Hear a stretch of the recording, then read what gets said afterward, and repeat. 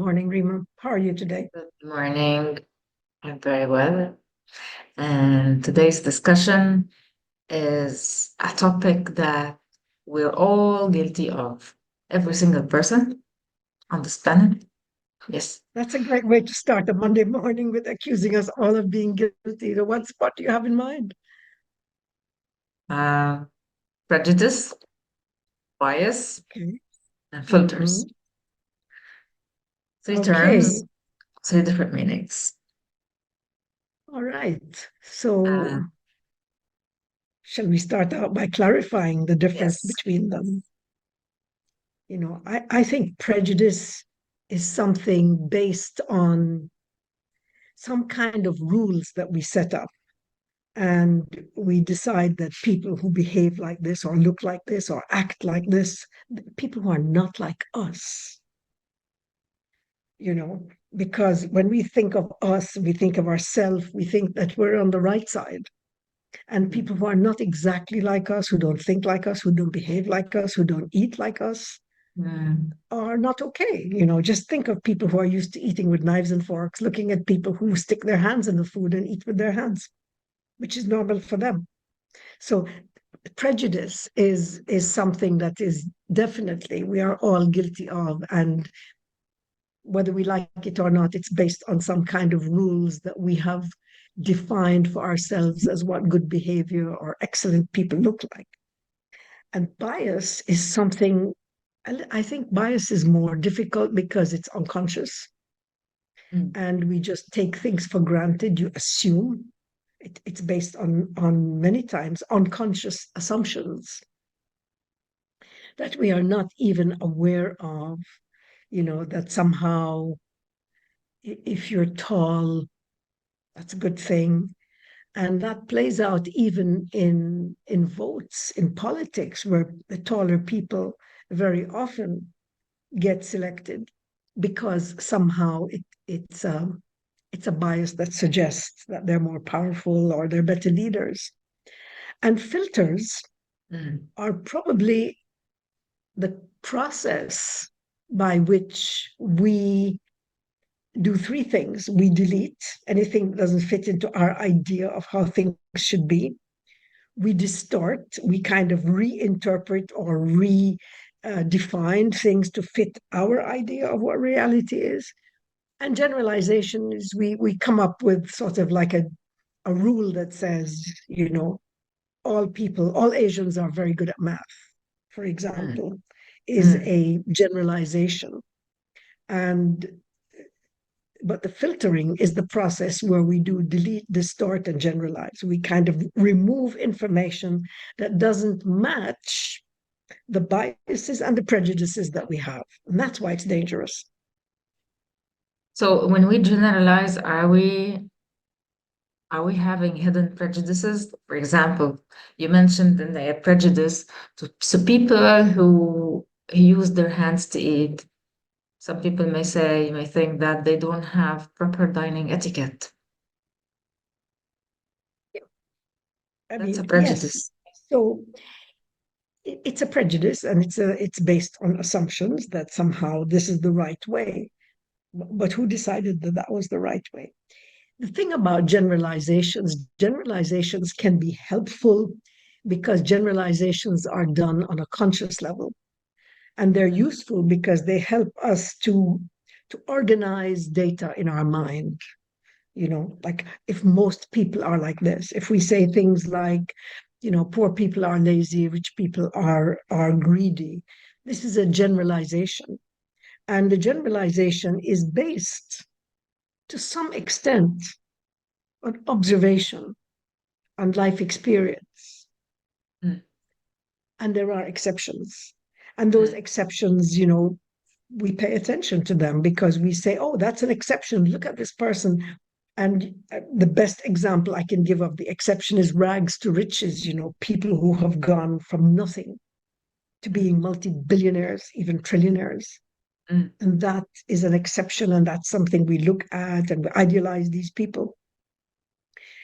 In general, you know, the, and that's exactly the right word. Generalization is about what we see, what we observe, and consciously classify the majority to look like. Mm.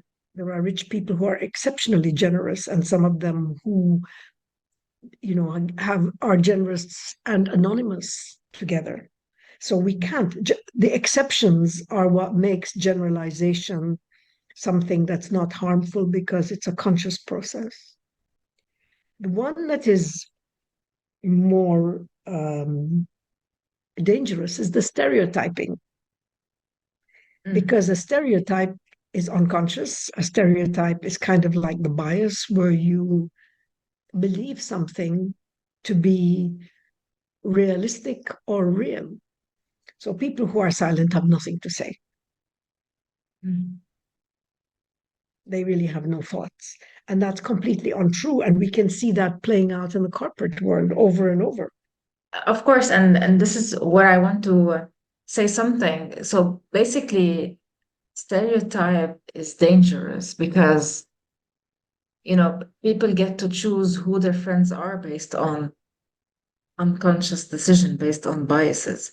Corporate in the corporate world, some companies choose their suppliers.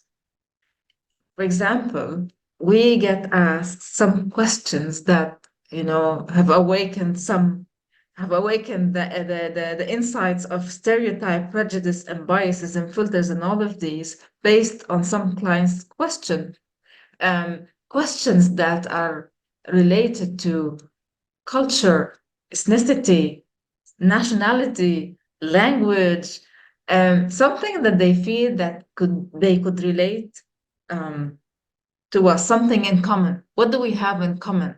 So that we're alike in a certain area, you know? Yeah, And they think that this is something based on, you know, um, logical, rational analysis or logical question. We all fool ourselves that we're being logical or being rational in making decisions, for example, but we don't know that the underlying reason is, to a certain extent, is our biases. exactly. And I think those questions that you mentioned are extremely important because asking a question has many different motivations. And one of the motivations is, can you please confirm? Can you please take away the doubt? Can you please help me understand who you really are and what you represent? And questions are underestimated. They are truly powerful. They awaken us to our own limitations when people ask them to us, because we have to think and say, what are we saying to people? What are we showing? Are we positioning ourselves correctly? Why did that question come up?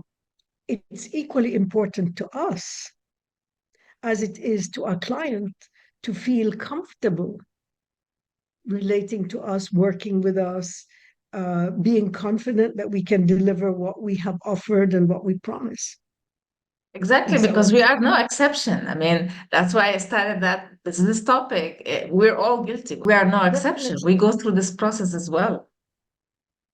And, I just wish that we would teach people, we would actually have formal courses of teaching people how to think, because thinking is not something that just happens by itself. It's something that we learn. It's something that we need to take time to do. It's challenging, it's difficult, and we need to be able to make ourselves aware of the kind of thinking traps that we can fall into. And one of the things that we do when we work, because giving and receiving feedback is a key part of management and leadership. In fact, it's an ongoing process in any corporation, whether it's verbal or nonverbal, or it has just to do with people's reactions. I'm not talking about a formal, performance appraisal. I'm talking about the whole interplay of human beings with one another in a business setting, in a social setting, in any kind of a setting where we are exchanging with one another, looks, words, physical behavior, actions. All of it reveals the kind of thinking that we have when we listen to the news and we don't really listen critically, or when we say something to somebody without examining what we're saying critically before we open our mouth, we fall into all kinds of traps. Mm. So, the kind of thinking that leads us into these difficulties we identify, I think there are like we have a list of those. I don't know if they're available to you, but it would be I good to would like share to them bring them up. Yes. and for us to become aware that we are as guilty as anybody else of falling into the trap of this kind of thinking. Look at this is distortion. We can't say this is great thinking. And it happens all around us every day in a million settings. Polarization, there are only two options, black or white, or the overgeneralization. You sort of, I have experienced two cases, and therefore that gives me the right to make a rule. I mean, look at them. There are 10 different things labeling people, having one word just to say this person is a liar, they're dumb. How could we oversimplify? But you're right, we're all guilty of doing this.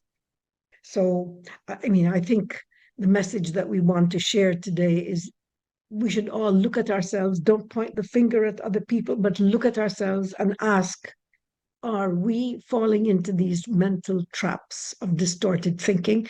And what can we do about it?